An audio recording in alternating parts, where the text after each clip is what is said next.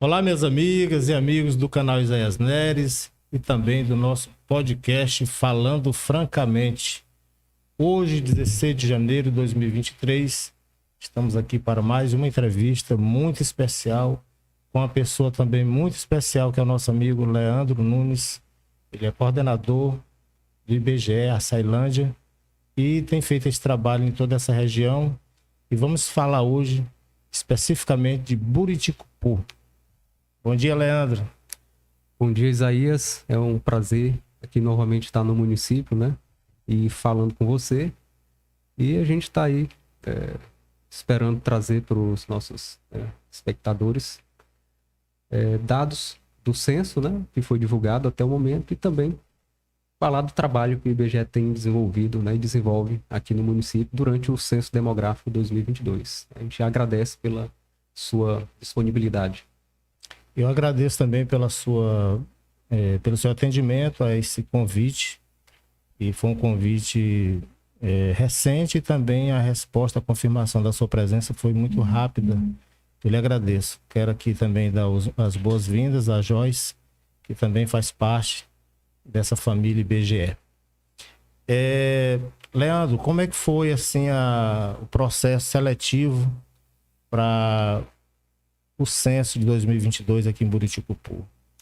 Certo. O Censo 2022 é um projeto que o governo federal autorizou o IBGE fazer em 2020, mas ali naquele momento, por conta da pandemia, esses motivos de força maior impediram a realização do censo demográfico no período correto, 2020, 10 anos depois do último censo.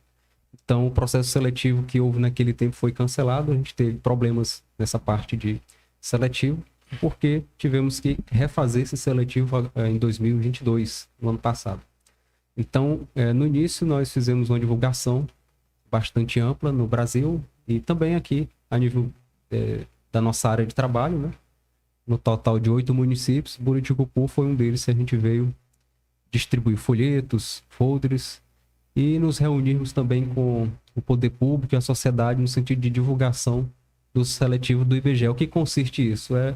O IBGE faz a contratação temporária desse contingente de pessoas que são os nossos agentes de coleta, né? Os recenseadores, supervisores, coordenadores municipais. Então a gente divulgou um edital de prova para que fosse feita essa seleção. Então você tem aí um desafio enorme, né, de selecionar mais de 200 mil pessoas para esse trabalho. Uma verdadeira... É a maior operação que um país pode fazer em tempo de paz, né? Então é o censo, um contingente enorme. Mas a gente conseguiu selecionar essas pessoas por prova, foi aplicada uma prova. Tivemos uma baixa procura, um outro problema que nos aconteceu, né? Eu acompanhei isso aí. E a gente pediu até o seu apoio para divulgar também esse processo seletivo aqui para a galera de Buriticupu tá trabalhando aqui localmente, né? Todos os municípios tiveram vagas, então a concorrência termina por ser muito baixa e a procura também. E aí acabou que a gente conseguiu ter ali um número suficiente aqui em Buriticupu para operar os trabalhos do censo. Contratamos essa equipe nesse processo seletivo. Depois a gente teve até que lançar um edital a mais, suplementar para contratar mais gente, porque a lista de aprovados acabou se esgotando e a gente precisou atender aí a necessidade pessoal, né? Entre os que estavam na equipe e a rotatividade pessoal, os que iam desistindo por qualquer motivo. Tivemos essa necessidade de selecionar mais pessoas. Então, nesse contexto é que houve o processo seletivo, todos os municípios tiveram a sua equipe contratada, e quase todos foi praticamente gente local, né? Daqui do município. Teve treinamento para esse pessoal? Sim, aí depois desse momento a gente passou para o treinamento. Foram 10 dias em que a equipe foi treinada lá em Açailândia para poder repassar essas informações, né? Nos municípios. A gente pegou os coordenadores de cada município e os seus supervisores subordinados, as equipes, treinou em Açailândia. Lá em Açailândia nós fizemos um trabalho numa sala com 30 pessoas de 10 dias de treinamento, passando todo o método da pesquisa do censo, né? E basicamente é um trabalho científico, onde o IBGE realiza aí censos desde 1940 Então, nesse censo, tivemos vários aprimoramentos tecnológicos que viabilizaram aí novos conhecimentos, novas práticas.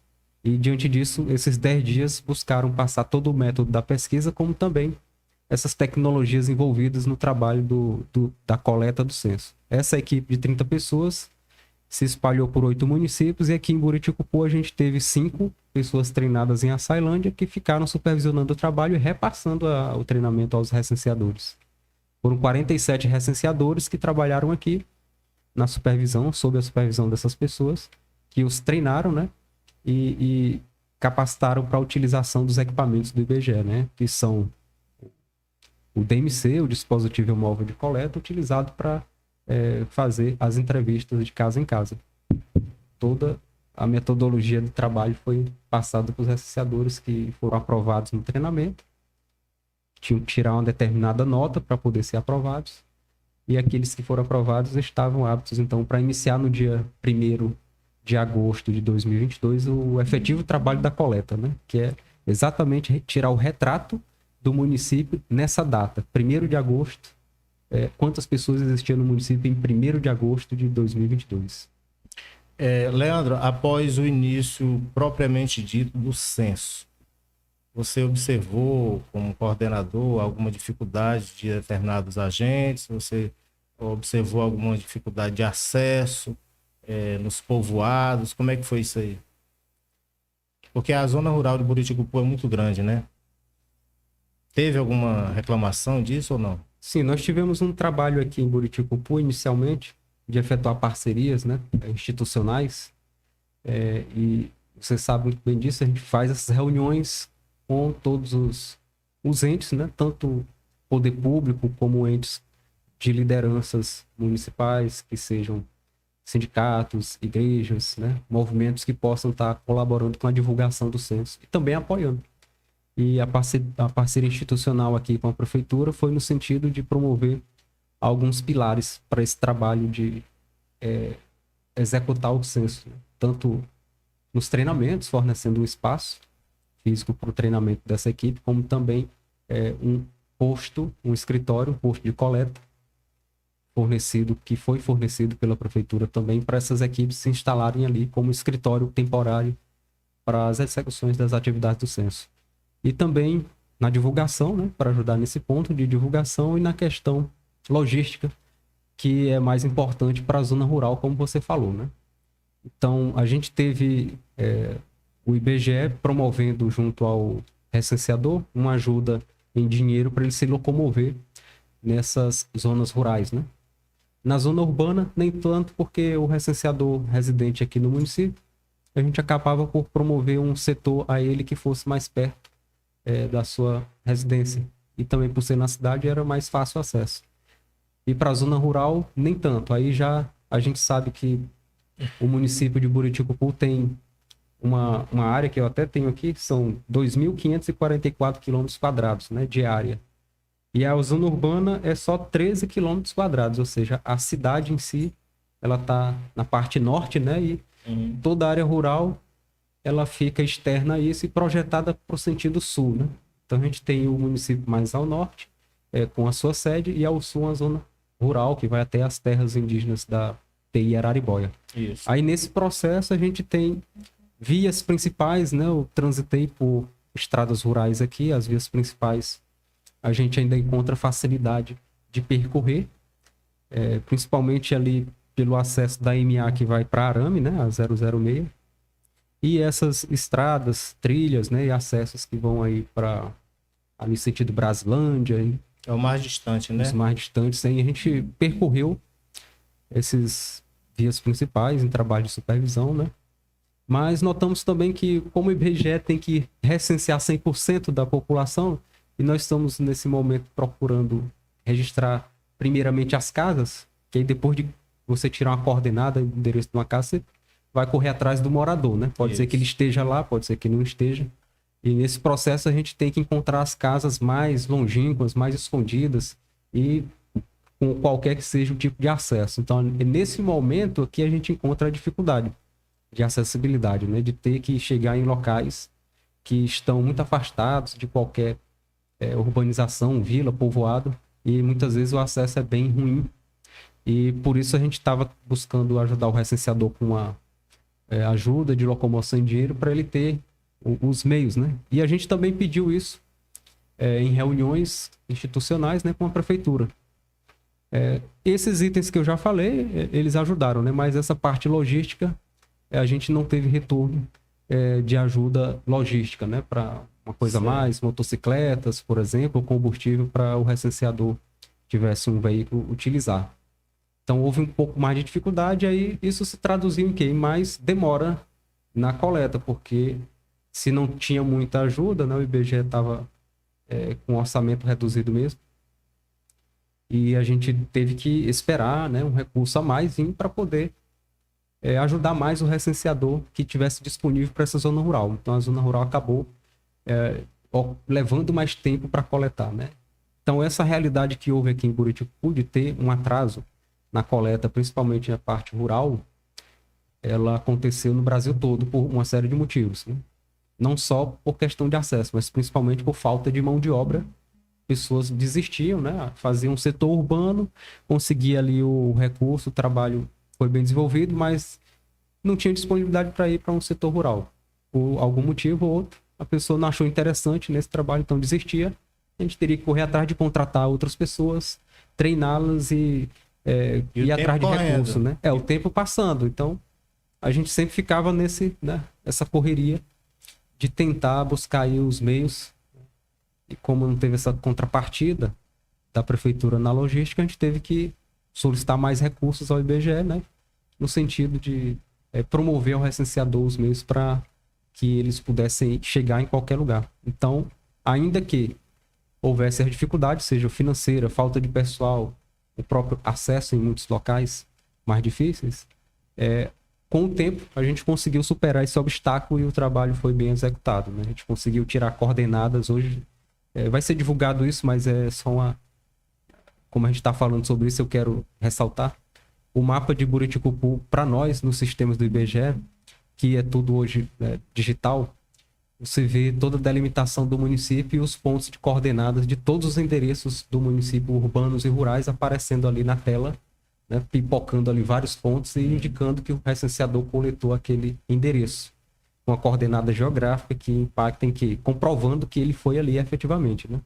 O equipamento em mão, naquele lugar, tirou uma coordenada, o GPS marcou aquele ponto, então é a comprovação que ele foi naquele endereço. Entendeu? Então, assim, a cobertura feita de forma total, né? E com a supervisão também olhando isso em sistema, dizendo, olha, ele foi aqui, então está comprovado. Se ele não foi, mandava voltar para poder registrar os endereços que restaram, né, que faltaram. Então esse trabalho aí foi muito bom. E, Leandro, o seu trabalho como coordenador foi assim em quantos municípios? O nosso trabalho ele estava circunscrito numa área censitária que a gente chama no jargão do IBGE, né? Então essa área era composta por 8 municípios. A gente vai ter aqui a Ceilândia como sede. E os municípios que compunham os outros 7 é justamente Buriticupu e Bom Jesus das Selvas, Itinga, o Brejão, ali também Cidelândia, Vila Nova e São Pedro. Então são esses 8 municípios que compunham a área e nossa atuação foi basicamente neles, né? Visitando todos e fazendo contato institucional com os nossos parceiros, né? Principalmente as prefeituras.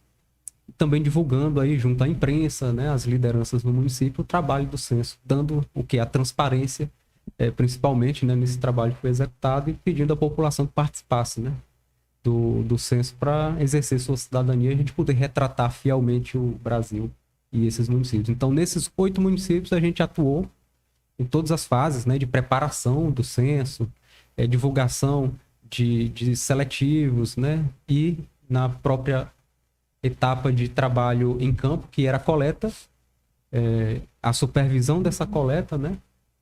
E também os trabalhos de auditoria dessa coleta. O IBGE, depois que faz esse trabalho todo, ainda tem uma equipe de auditoria para verificar se foi bem feito e dar um grau de confiança da pesquisa, né? Desses municípios que você falou aí, são 8, teve algum que a população teve um crescimento? Sim, com certeza. Em que pese a realidade do Maranhão como um todo, são municípios que, se você pega o dado prévio 2022, que foi divulgado agora dia 28 de dezembro, você vai ver que a tendência do Maranhão todo é de ter digamos assim, uma redução na velocidade de crescimento do estado como um todo, né? O Brasil também entrou nessa situação, né? A gente, em 2010, contabiliza no Brasil 190 milhões de brasileiros. Em 2022, essa conta, né, com base no censo 2022, foi a única pesquisa que foi contar as pessoas de casa em casa de 2010 até agora. Então, esse período de 12 anos contabiliza aí 207 milhões de brasileiros. Dá um crescimento aí, né, na ordem desses 17 milhões, né? Então, o que acontece? Nesses 12 anos, o IBGE é obrigado por lei a fazer estimativas populacionais a cada ano. Então, todo ano o IBGE diz qual é a população estimada de 5.570 municípios brasileiros. Então, você vai ter essa necessidade por questões legais para que se faça divisão de recursos federais, né, oriundo dos impostos que a gente paga, para cada município, que é o chamado FPM. E também para o FPE de cada estado, né, que é o Fundo de Participação dos Estados. O FPM é o Fundo de Participação dos Municípios, são recursos oriundos dos impostos que obrigatoriamente todo município e estado recebe. Não é a única fonte de receita dos municípios, mas é a principal nos pequenos municípios. Aí a gente vê que no Maranhão, esse crescimento, e no Brasil, como eu falei, esse crescimento em forma de estimativa, ele foi superestimado. Estimativa é basicamente um chute com alguns conceitos metodológicos ali, estatísticos. Mas basicamente considera o ponto A, que é o censo 2000, e o ponto B, que é o censo 2010, e projeta um futuro ali para você saber, nos próximos 10 anos, a cada ano, quanto é que essa população vinha crescendo, e considera a diferença 2000 e 2010. Então, muitas vezes, os municípios poderiam estar, assim como o Brasil, num crescimento, né, alto, mas a estimativa de população do Brasil não se confirmou nessa velocidade de crescimento, porque a estimativa era 215 milhões de habitantes no Brasil, e a gente chegou a contar 207 na prévia. 207 é um número que pode mudar? Pode. Nós estamos trabalhando no censo ainda, então pode ser que ele venha a variar no final, no resultado definitivo, lá para março. Mas a gente já sabe que é muito difícil alcançar 215 milhões de habitantes. Então a estimativa está num ritmo mais forte do que a realidade, né? Ou seja, a estimativa é um dado muito menos certeiro do que a gente ter ido em campo, com toda essa tecnologia para contar as pessoas. Aí, voltando para o Maranhão, também tem esse problema, a mesma coisa que aconteceu com o Brasil, a estimativa estava maior do que o número encontrado no recenseamento. E Buriticupu, temos uma realidade que a estimativa estava mostrando um crescimento muito mais forte ainda. Ou seja, estava mostrando o Buriticupu crescendo de 2000 para 2010 num ritmo muito forte, mas em algum momento durante esses 12 anos, a população aqui não correspondeu a esse crescimento tão forte. A estimativa, por não ter nenhuma calibração ou qualquer pesquisa que buscasse em campo contar as pessoas para poder a gente saber mudança nessa tendência, né? Simplesmente a estimativa continua a crescer, né? Chegando aí a mais de 72 mil habitantes no ano passado, no ano de 2021, que é a última estimativa, né? Então, essa estimativa aí era uma realidade baseada em diferença de 2000 para 2010, projetada para o futuro. Mas alguma coisa mudou de 2010 para cá, e essa estimativa também se mostrou errada. Em algum momento ela não correspondeu mais a essa realidade de crescimento e virou a balança ao contrário, né? Isso aconteceu em praticamente todos os municípios da nossa área e também do Maranhão inteiro, sendo que só 12 municípios tiveram algum crescimento que importaram, por exemplo, no crescimento do FPM. Alguns municípios tiveram crescimento, como São Luís, São José de Ribamar, Timon e Imperatriz, que não importa em FPM porque eles já atingiram um número acima dos 157 mil habitantes, e a partir desse número não cresce FPM, não recebe mais por população, né? Então É fixo. é fixo. Aí eles estão crescendo. Aqui na nossa região, só um município teve esse crescimento, que foi o São Pedro da Água Branca, que com certeza foi relacionado a uma questão territorial do limite Maranhão com o Pará, que houve uma questão aí nessa delimitação, né? Mas, enfim, o resumo lá é que bairros da zona urbana de São Pedro estavam sendo contados para o Pará, né? A própria cidade em si, ela tem uma divisa, que é uma linha reta e corta a cidade, então alguns bairros estavam sendo contabilizados para o Pará e passaram a ser contabilizados no Maranhão agora. Por isso, a população aumentou. Se não tivesse sido contado, esse pessoal que está nesse litígio aí não teria aumentado. Mas esse é um problema para outro momento, porque carece de uma legislação que conserte esse limite. E aí, conforme a lei mande, né, onde vai passar o limite correto, o IBGE vai transpor a população para o lado do Pará, Maranhão, conforme a lei mandar. E, no mais, a gente sempre procura verificar a população 2010 com 2022 e deixar a estimativa de lado, né? Porque, como eu falei, a estimativa é um número, é um chute científico, por assim dizer, né? O melhor número que a gente poderia ter para o caso de não ter a contagem, né? Esses anos todos não teve. Então, quando a gente compara, por exemplo, a Ceilândia 2010, 2022, ela parte de 104 mil habitantes para 107 mil habitantes. 3 mil. Então, aumentou 3 mil, né? Certo, aumentou 3 mil, mas está abaixo da estimativa, que era 115 mil, 113.500, no caso lá. Então, você vê, também a estimativa estava muito forte. E é um município médio, né? Já Imperatriz, que é uma outra cidade média, já não. Lá tem uma estimativa para 258 mil. A população 2010, quanto que era? 247 mil. E a prévia do censo de 2022 deu quanto?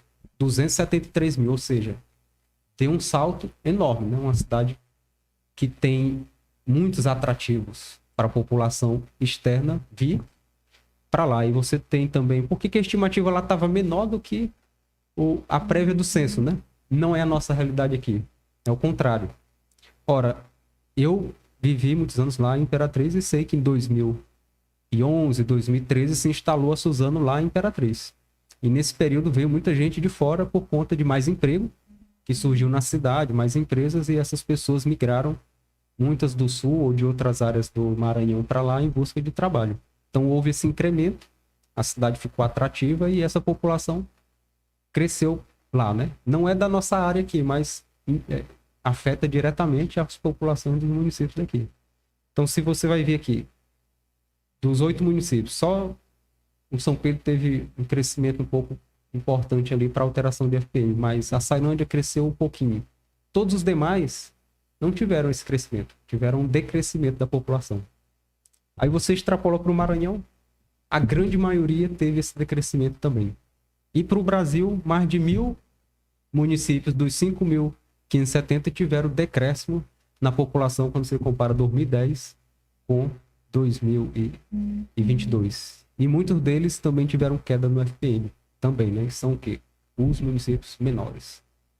Ou seja, o censo está revelando uma realidade do contexto Brasil.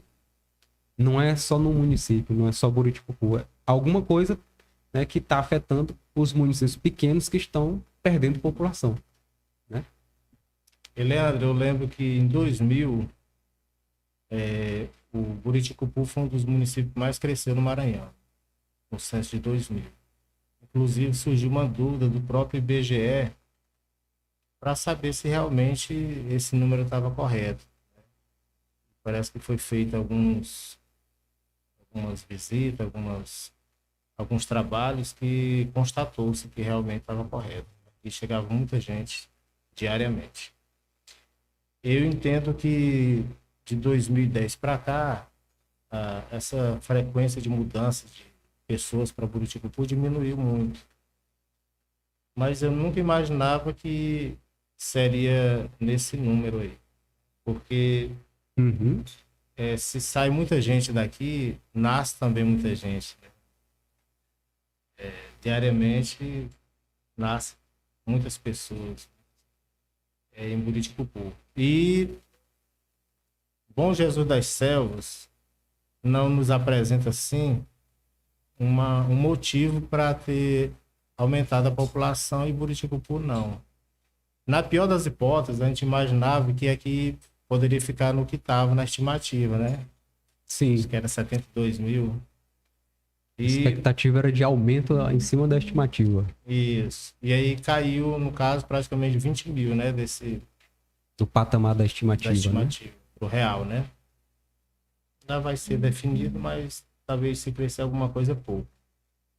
Eu gostaria de saber de você, porque nesse caso o município perde a FPM, né?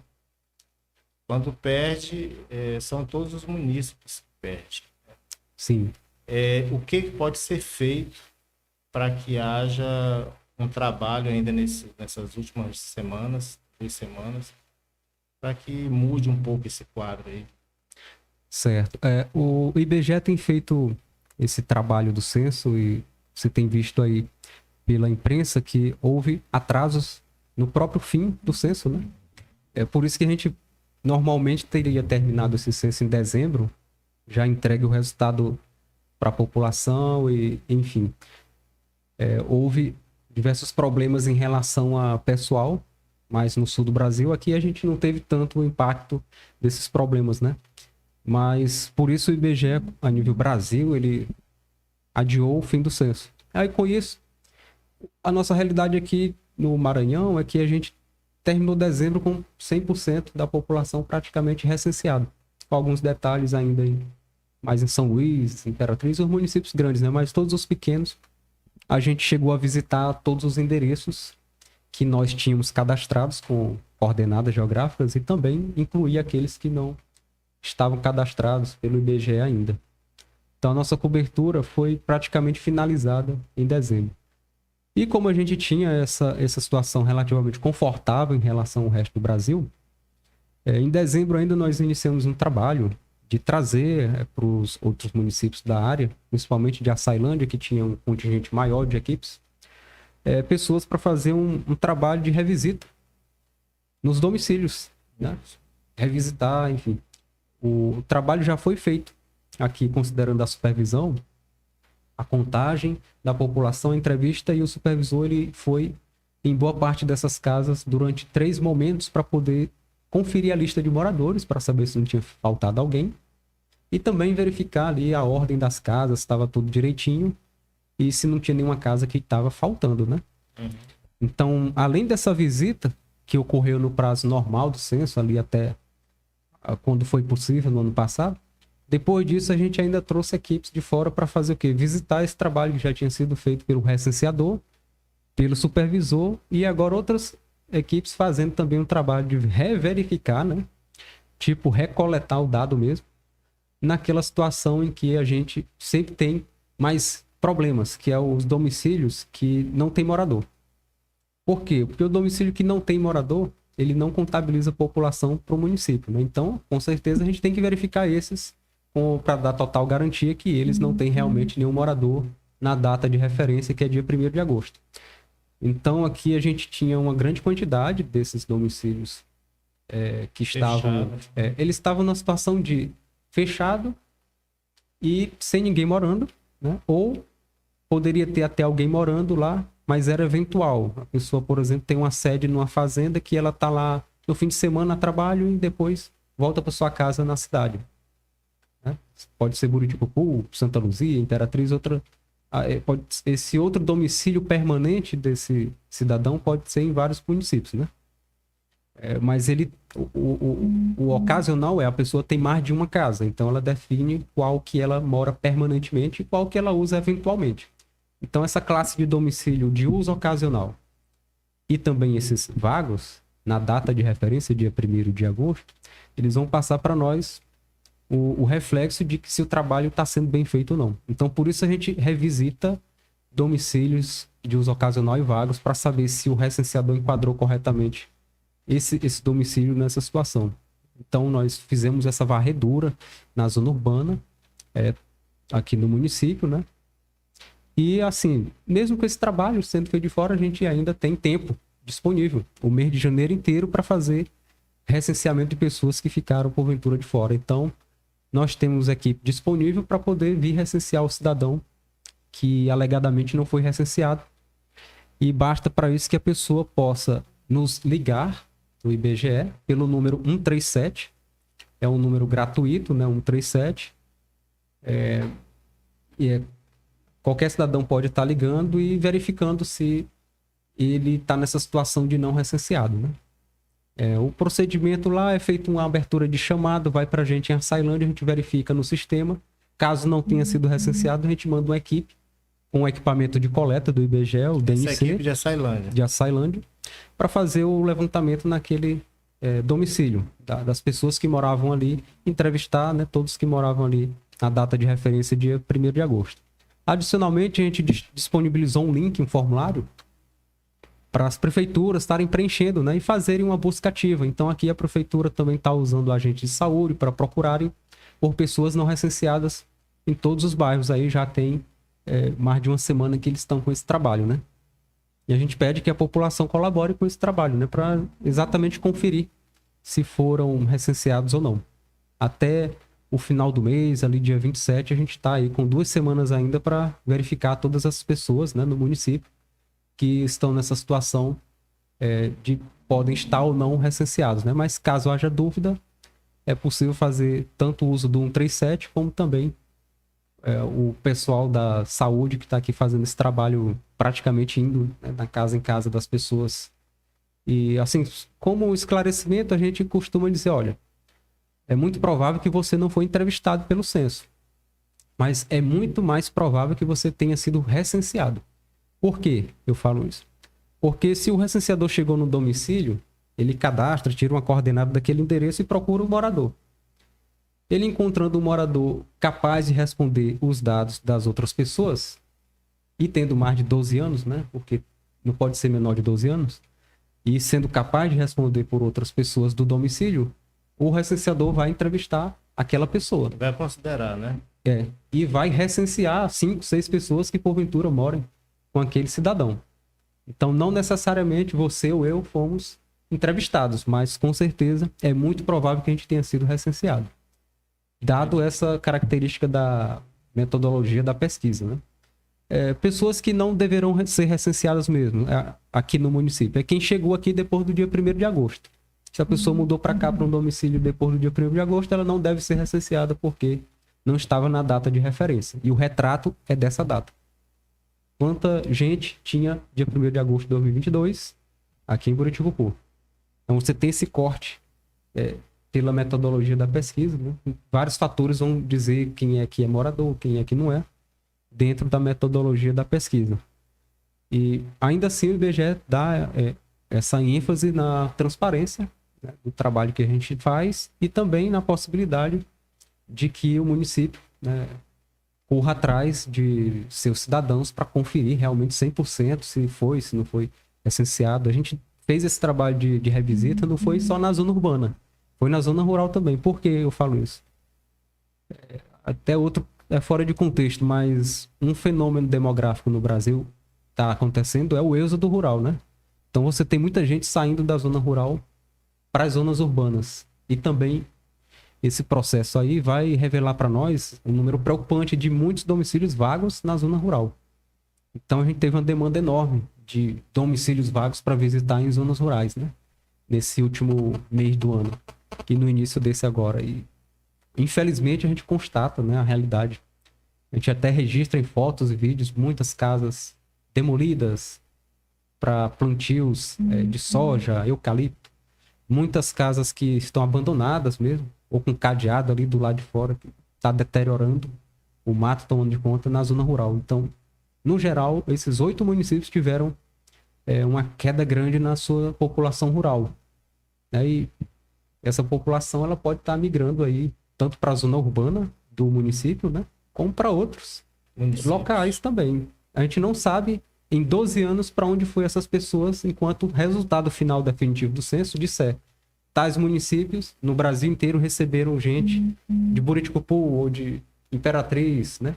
O Imperatriz recebeu tanta gente de Buriticupu. A gente não tem como saber isso no momento, porque é um dado do próprio censo. Ele mesmo vai responder esse fator migração, né? Para onde é que foi as pessoas? É uma coisa que pode desdobrar em outra pergunta que você poderia fazer, né? E a cidade está crescendo aqui, a zona urbana, né? Nesses 12 anos, tanta casa. Eu lhe pergunto, você sabe como é que ficou o censo de Santa Luzia? Essa Santa Luzia vizinha aqui? Eu posso até consultar aqui também para ver. Eu tenho uma tabela com o nosso total de população prévia, né? Lá tava a previsão era com 400 pessoas a menos que Buriticupu. Né? 72, 480 e aqui 72, 800 e alguma coisa. Eu não sei como é que ficou lá. Eu vou consultar aqui para ti, Isaías, rapidinho, porque eu já até tenho essa tabela dos municípios do Brasil todo. Já posso te informar. Santa Luzia.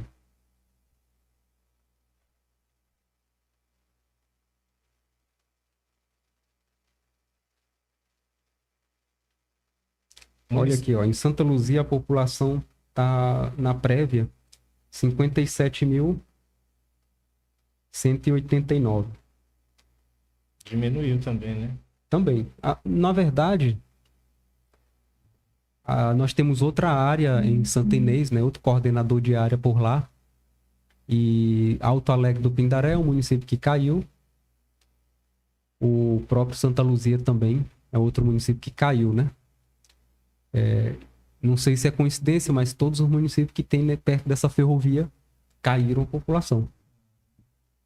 Então, Santa Luzia também, a realidade agora do censo, né, foi de queda da população também.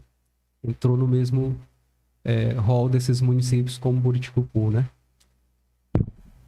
Leandro, aqui tem um caso em Buriticupu que é desde 97. Quando o prefeito Gildan assumiu, foi o primeiro prefeito, ele tinha o povoado Brasilândia como sendo de Buriticupu. E lá ele construiu uma escola com recursos do município e tal. Bacana. Quando foi em 2000, o prefeito Sabri passou a ser o prefeito de Bom Jesus, houve uma espécie de acordo, porque o Sabri descobriu que Brasilândia não era de Buriticupu, e sim de Bom Jesus.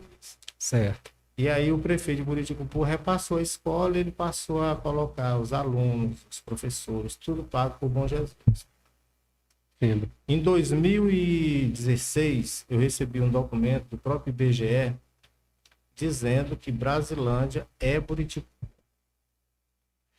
Brasilândia e mais 2 povoados, Vila Progresso e um outro povoado que eu não lembro o nome, mas são 3, que até então era tido como Bom Jesus e que passava para Buriticupu.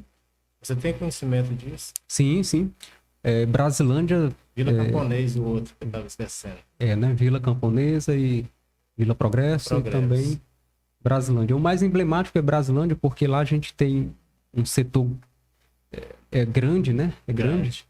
E nós costumamos pegar o mapa de um setor maior desse de povoado, né? E fazer um mapa das ruas, tudo lá certinho. Separar ele do setor rural grande que fica ao redor, né? De fazendas e chácaras. Então essas vilas, normalmente a gente faz isso quando ela é grande. E eu não trabalhava nessa área de cá, mas era Imperatriz ali, região. E como Buriticupu e Bom Jesus pertencem à agência de Santa Inês, eu nem sabia desse detalhe, mas olhando os mapas, né, antes do censo, eu percebi que havia uma divisão em Brasilândia, mais ou menos ali pela metade, no mapa do IBGE, que parte dele era de Bom Jesus e parte era de Buriticupu. Eu até alertei o pessoal do IBGE sobre isso, porque eu achei isso um equívoco do mapeamento, né? E, de certa forma, se você olhar a legislação e procurar acertar o mapa pela lei, pelo menos na lei de criação do município de Buriticupu, não há citação do rio Buriticupu como sendo o limite entre os 2 municípios. Eu acredito que a origem do problema está justamente aí. O legislador esqueceu de colocar esse rio no limite, né? Então ficou uma coisa assim meio que sem previsão legal. Mas, de fato, né, para a gente olhar mais para a parte prática, né, o limite é o rio Buriticupu, né? O consenso, né, o senso Isso. comum é que o limite seja o rio. Então, acredito que o mais provável é que a lei seja corrigida, né? E aí o IBGE tem um acordo de cooperação técnica com o IMESC, que é o órgão que trata das divisões intermunicipais aqui dentro do Maranhão. O IBGE obedece o que eles definirem em acordo, como você falou, citou um caso de acordo, como também a lei que os deputados, né, na Assembleia Legislativa aprovam e alteram. Nesse Então caso ali, aí, o município de Buriticupu pode até brigar agora por essa questão, né? E tentar trazer a Brasilândia para Buriticupu, né? eu acho muito difícil, porque se a questão for arrumar a lei e depois o limite correto e passar a ser o rio, Complicado. o rio, ele define que a Brasilândia está pro lado de lá do rio, né? Então pertence a Bom Jesus das Selvas. A essas outras vilas aí, talvez arrume. Mas enfim, para o IBGE é muito importante isso, né? Essas discussões, porque a gente precisa pacificar o limite correto. Esses limites que foram, principalmente esses municípios novos que foram criados, eles foram feitos assim de uma maneira bem, eu acho, pouco técnica. Na verdade, o termo é esse. Então, você tem Bom Jardim, que passa aqui do outro lado do Pindaré, com a zona rural aqui de frente a Buriticupu, Alto Alegre ali. E são pessoas que não vão à sede de Bom Jardim para resolver seus problemas, né? Eles atravessam o rio e vêm para cá. Então nem faz sentido ter a zona rural de Bom Jardim bem aqui, enquanto que a sede do município é lá na rodovia 316 para uma banda lá, né? Uhum. Então, assim, essa questão do espaço geográfico, as divisões, chegam para o IBGE de uma maneira muito complicada, mas a gente tenta pacificar tudo isso na coleta, cada um conforme a lei manda. Em que pese ficar uma coisa muito estranha, porque você acaba tendo na sede da cidade de Buriticupu um movimento grande de pessoas que vêm dessas zonas rurais. Tem muito assentamento em Bom Jardim, por exemplo, né? Ao redor aqui. E as pessoas, elas não vão para Bom Jardim, elas vão para Buriticupu, para a sede, e fica uma movimentação forte aqui no comércio. Se você for olhar ali, o comércio tem um monte de gente, um monte de caminhões que fazem linha para esses interiores e vêm para cá. E aí isso fica dando a impressão, né, de uma movimentação de pessoas que a gente acha que moram dentro do município, né, desses 2.500 km² daqui, quando muitos nem são daqui. Então, todos esses problemas de limite, não é só essa questão da indefinição de Brasilândia que acontece. É uma questão legal que tem que ser resolvida, né? Por parte lá do IMESC, junto à Assembleia Legislativa. Mas para nós, por IBGE, à medida que vier uma lei mandando fazer, a gente só simplesmente refaz limites, né? Recorta mapas. Já foi feito em 94 essa lei, né? Foi em 94 e os municípios foram implantados em 97, né? Quando em 2000 aqui foi contada a população de Buriticupu, e 2007 foi uma contagem também rápida, e 2010 foi feito o censo demográfico. Então, assim, eu posso verificar com você que o censo 2022, ele com certeza é o censo que tem a melhor qualidade possível de dado, né? Justo pela questão tecnológica envolvida, enquanto que os censos anteriores, eles têm uma menor qualidade tecnológica de verificação, né? Praticamente não tinha uma supervisão em tempo real no passado. Tinha que se pegar aqueles papéis, passar por computadores para poder o supervisor fazer algum trabalho dele ali depois do censo, né? Então era mais demorado e mais complicado a gente encontrar os erros.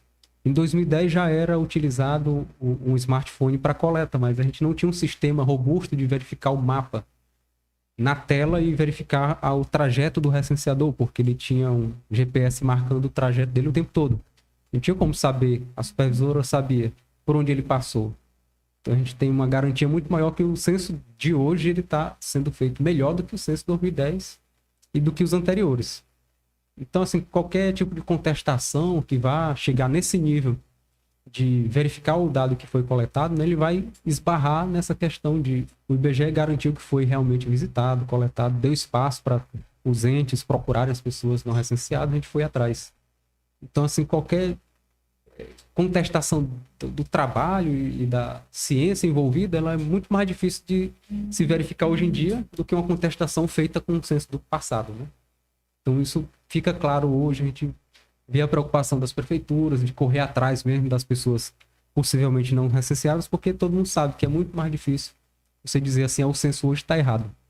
porque hoje é muito mais garantido que antes. Leandro, você explicou uma coisa muito importante quando você fala de entrevistado e recenseado, né? Exatamente. Boa parte da população talvez não saiba disso. A pessoa pode dizer assim, eu nunca fui, ele fala até pesquisado, né? Exato. Nunca ouvi o IBGE passar na minha casa. Então, tem isso. Agora, meu amigo, fala agora com a população, você que tem a convicção, a certeza de que não foi recenseado, procure manter contato com o IBGE através do telefone 137, né? 137. Você vai estar sendo atendido. Procure também a Prefeitura Municipal de Buriticupu para ver se a gente melhora esse número do nosso município, da nossa população. E eu acredito que vai dar uma melhorada. Consequentemente, o FPM também vai, pelo menos, não ter uma perda tão grande para que mais benefícios cheguem na nossa cidade. Eu deixo os microfones, Leandro, para você. Alguma pergunta que eu não fiz, alguma coisa que você queira acrescentar, você pode ficar à vontade. Certo, Isaías. Não, a gente com certeza, né, pede à população que colabore. A gente teve muitos domicílios, e aí a gente pode falar disso também. Os domicílios em que as pessoas se recusaram a responder o censo, né? Problema que acomete o Brasil todo. E é mais da cidade grande, né? Mas na pequena, às vezes, tem alguma pessoa que, por algum tipo de desconhecimento, eu posso garantir aqui que, por lei, o IBGE resguarda o sigilo de qualquer informação que você dá. Não se pode utilizar em processo nem em fiscalização qualquer informação fornecida ao IBGE. Não serve nem de prova em qualquer processo. Essa informação, à medida que entrou no sistema do banco de dados, ela não fica nem visível para o recenseador, mas hoje quem faz essa consulta de quem foi recenseado sou eu e a minha subordinada, que é a coordenadora da sub-área, a Carla. Então, não tem nem como ver muita coisa, só o nome da pessoa e o endereço. Então, você pode ficar resguardado que a informação prestada ao IBGE ela é segura, confiável, não vai acarretar qualquer prejuízo a você de qualquer espécie, tá? Então, é basicamente a estatística, a gente retratar como vivem os brasileiros, né? Uma informação que vai ser usada pela política, pela classe intelectual, os estudantes, para estudar o que está acontecendo com essa realidade, né, do Brasil. E você vê que a preocupação caiu a população, que aconteceu, né? A pergunta é essa. Então, assim, eu não posso dizer aqui como representante do IBGE o que foi que aconteceu, até porque o dado do IBGE não foi nem divulgado, né? Como a gente disse. Os dados que eu estou mais ansioso para saber não é nem esse da população, é a migração, para onde é que está se movimentando a população dentro do Brasil, né? Não teve nenhuma pesquisa que mostrasse isso em 12 anos. E a gente sabe que, pelo resultado da prévia, municípios no Brasil cresceram e outros decresceram. Em que pese a estimativa, aquele chute que eu falei no início, do Brasil não foi alcançado, mas cresceu em torno de 17 milhões de habitantes no Brasil todo, né? E onde é que estão essas pessoas, né? Se caiu em Buriticupu, foi para onde? Esse pessoal, né? Então, essa é, sem dúvida, uma pergunta que o censo vai responder por si mesmo, pela própria informação prestada pela população, porque a gente sabe, na coleta do censo, as pessoas que estão migrando, né? É perguntado para ela onde é que ela morou há 5 anos atrás, qual o último município que ela morou antes do que ela está atualmente.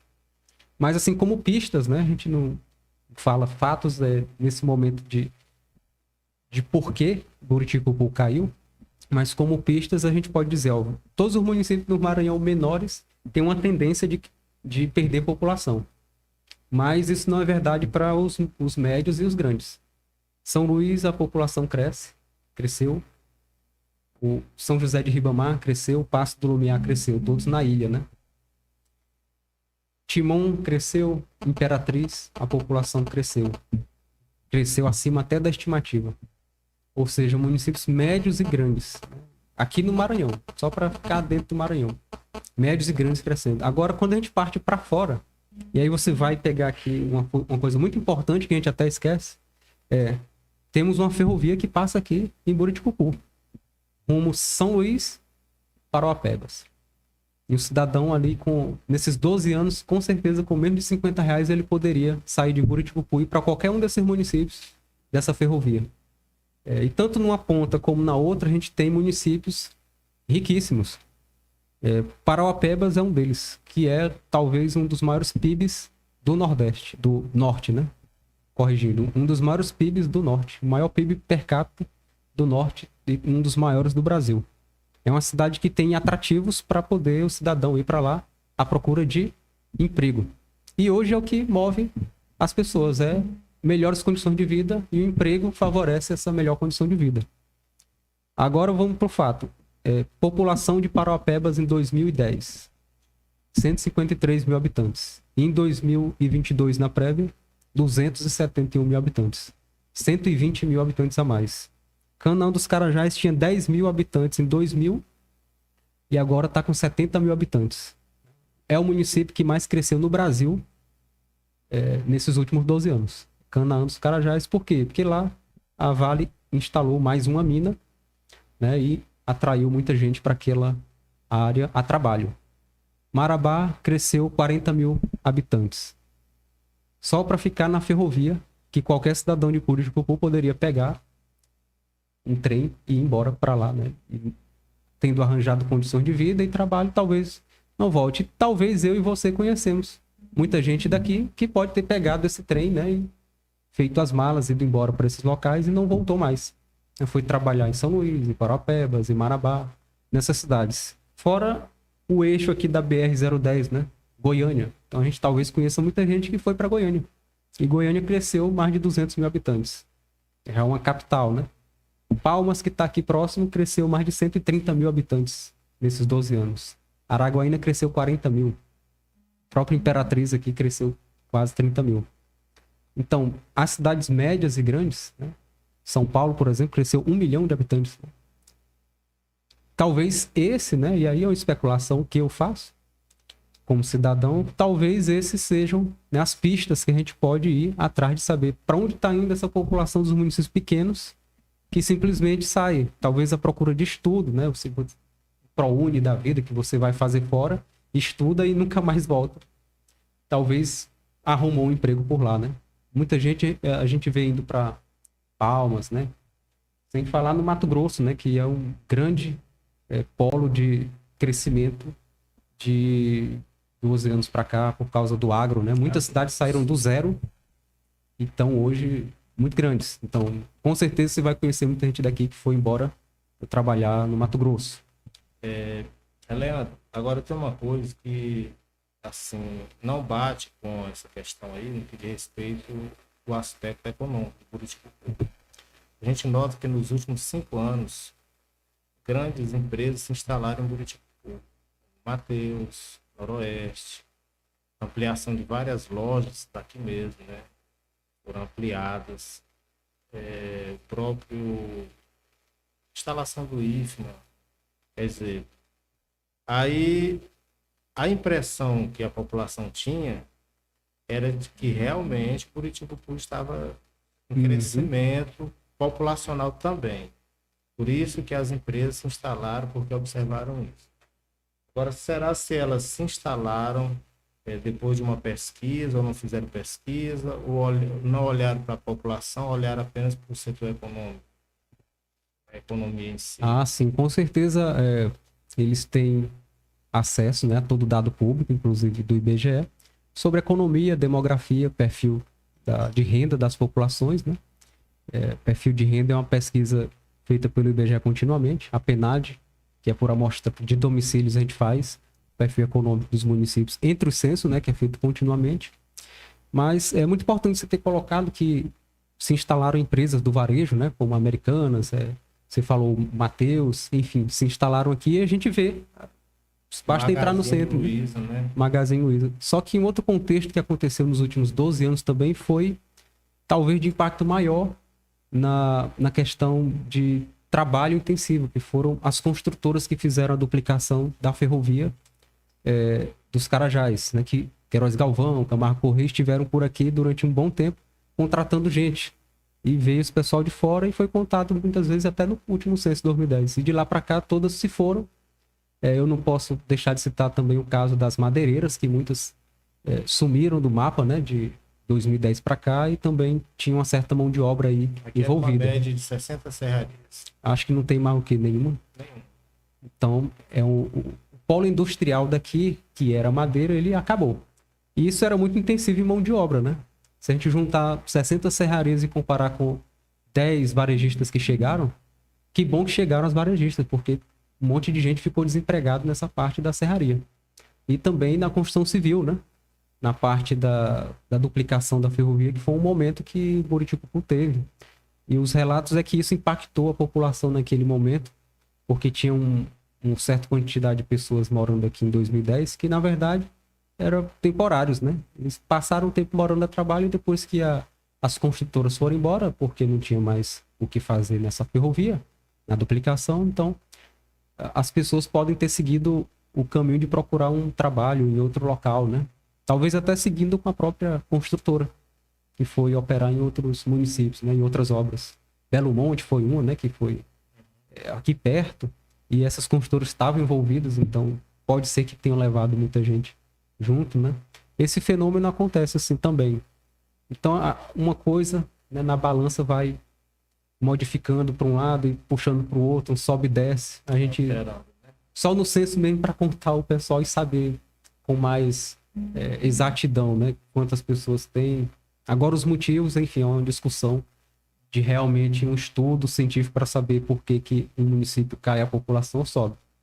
Os demógrafos, com certeza, uma hora dessa, estão em polvorosa aí, querendo saber por que o Brasil não deu 215 milhões de habitantes, enfim. Uma coisa que eu não citei também, que é importante falar, é que a quantidade de filhos por mulheres vem só caindo. Então, tem nascido menos gente a cada ano. Se você olhar a quantidade de alunos no censo escolar, em todos os municípios aqui estão caindo cada vez mais. Todo ano cai a quantidade de alunos no sistema do ensino fundamental. Por que isso? Ou foram embora, né? Ou estão indo embora, então está nascendo menos crianças para entrar na escola. E a gente vê que, como é um comportamento de todos os municípios, pode ser tanto uma coisa como outra. A família que vai embora e leva as crianças, como menos crianças que estão sendo colocadas na escola, porque são menos crianças que estão nascendo. Essa conta aí os demógrafos costumam fazer, né? Quantas pessoas nasceram, quantas morreram. Mas a migração, eles não têm essa informação só depois do censo. Mas se a gente for pegar a quantidade de crianças que vem entrando no sistema, e isso escolar, né, que é obrigação do MEC fazer, enfim, é um censo que é feito todo ano, as crianças estão caindo todo ano. O que motivo é revelado por esse dado, né? Uma das coisas pode ser uma delas. Migração, famílias indo embora, ou mesmo a quantidade de crianças por mulher que está cada vez menor. Agora, sobre esse fato, a gente não pesquisa, nem precisa pesquisar muito, né? Porque filho por mulher, cada vez as jovens querem ter menos filhos, né? Aí é uma realidade. Minha avó teve 13 filhos, né? Talvez sua mãe também teve um bocado, mas aí sua esposa já não teve 13 filhos, né? E aí suas filhas, no futuro, será quantos filhos vão ter? Será ser um, diminuir, né? 2, em 12 anos, né? Também, né? Nos últimos 12 anos, né? Isso teve impacto, com certeza, na população. E é uma questão que os demógrafos devem estudar, né? Se essa velocidade com que a população teve menos nascimentos, né? Se ela foi mais rápida do que eles esperavam. Por quê? Porque a mulher estão trabalhando cada vez mais. No meu censo aqui, da minha área, era só mulher, praticamente. Todos os coordenadores municipais, que eram 9, só tinha 2 homens, todas mulheres. Tinha mais mulheres aqui. Aqui só tinha um homem dos 5 supervisores. Só tinha um homem. Todas mulheres. E das recenseadoras, a maioria mulher. Então, essas mulheres no mercado de trabalho, elas preferem não ter filho agora. Né? Posterga essa questão do filho para depois, para poder trabalhar com certa tranquilidade. Depois de ter alguma estabilidade, ela vai pensar em ter filhos. Mas a jovem de hoje, ela quer primeiro carreira, né? Trabalho e filhos em segundo plano. Realmente. Então, a mulher que às vezes não tem uma creche também, já pensa, não tem nem como ter uma creche para colocar o filho para poder trabalhar. Então a pessoa que até gostaria de ter filhos, ela já pensa, então, porque meu marido trabalha, né, eu poderia ter mais filhos. Mas eu não tenho condições de manter um filho, é muito caro, né? Talvez o apoio do Estado não é tão bom. Então, tudo contribui para que a natalidade ela caia devido ao pessoal vir mais da roça para a zona urbana. Na roça, muito filho é bom, né? Muita mão de obra. Mas na cidade é um custo bem maior se ter filhos na cidade. E pode ser também uma pista aí para o futuro os demógrafos estudarem, né, o porquê de várias coisas no Brasil. É isso aí. Então, pessoal, nós tivemos aqui a participação do nosso amigo Leandro, coordenador do IBGE, Ceilândia, onde trabalhou toda essa região. Tivemos a presença da Joyce. E eu quero lhe agradecer pela sua atenção durante toda essa entrevista, esse bate-papo aqui com o Leandro. E agradecer também o Leandro, viu, pela sua presença, pela sua atenção. Você deixa aí o seu joinha, comente no vídeo, compartilhe esse vídeo para servir para outras pessoas também ter essas informações. Eu deixo aqui o meu abraço e se inscreva no canal Podcast Falando Francamente. Grande abraço. Obrigado.